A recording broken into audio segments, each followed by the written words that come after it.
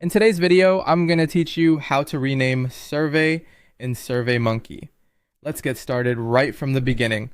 Open your web browser and go to the Surveymonkey website. When you arrive, you'll land on your account home, often called the dashboard. This is the central place where all your projects live, and it's where you can quickly access any survey you've created or have permission to edit. From the dashboard, find the survey you want to rename. You can scroll through your list or use the search bar if you have a lot of projects. Click the survey to open it.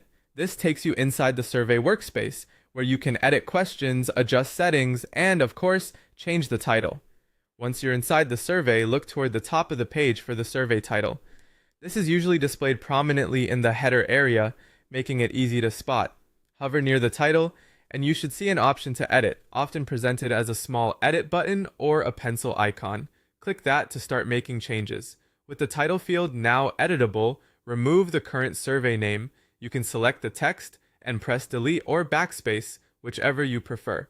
Clearing the old title helps avoid typos or left